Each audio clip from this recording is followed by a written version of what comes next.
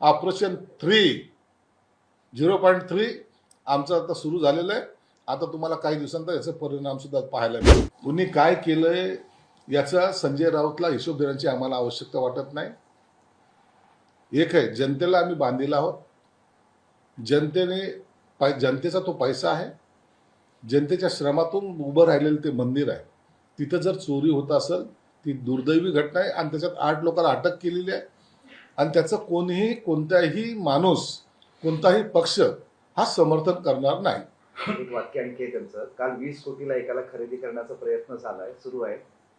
पैसे सुरू आहे. तुम्हाला रडायलाही भाड्यानं माणसं आणावे लागतील, एवढं क्रौड तुम्ही घेऊन जाताय. कुठे ठेवणार आहात इतके पैसे? आता काल कुणाला 20 कोटीला खरेदी करायला लागले, ह्या माणसाच्या डोक्यावर काही परिणाम झालेला का? दर वेळेला एखादा कार्यकर्ता त्यांच्यापासून दूर झाला की त्याचा लिलाव झाला असं समजायला हरकत नाही. त्याला वेश्या म्हणतील, त्याला गद्दार म्हणतील. हे सर्व आरोप लावण्यापेक्षा पक्षामध्ये तुम्ही का सांभाळत नाही त्यांना? तुमच्या घरातला माणूस फुटतोच कसा?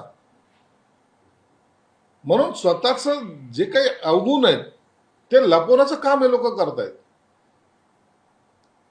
त्याला 20 कोटीला खरेदी केलं, यांना 50ला केलं, यांना 70ला केलं. हे कोटी यांच्या डोक्यामध्ये एकच किडा आहे की आपला माणूस दुसरीकडे गेला रे गेला, त्याच्यावर शिक्का कसा लावायचा. म्हणून आता ह्यांनी कितीही बोंबा मारल्या तर त्यांच्या पक्षामध्ये काही लोक राहणार नाही. ऑपरेशन 0.3 आमचं आता सुरू झालेलं आहे. आता तुम्हाला काही दिवसांत याचे परिणाम सुद्धा पाहायला मिळतील. आता हे सगळं त्याचं डिटेल त्याचं तुम्हाला देत नाही. ऑपरेशन असं थोडंसं एकदा आम्ही सगळं त्याचा सॅम्पल चेक सगळं चेक करतोय. नंतर याचं ऑपरेशन बद्दल तुम्हाला माहिती मिळेल. महाभूकंप होणार.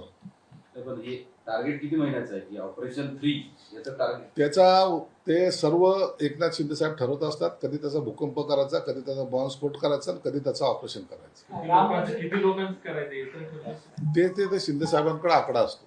राम मंदिर ट्रस्ट पूर्णपणे बरखास्त करा संजय राऊत.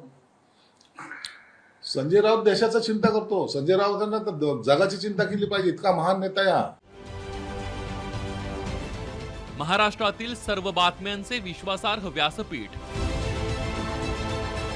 सकाळच्या सर्व सोशल मीडिया प्लॅटफॉर्मला लाईक, फॉलो आणि सबस्क्राईब करा. तसंच सर्व नोटिफिकेशनसाठी बेल आयकॉन प्रेस करायला विसरू नका.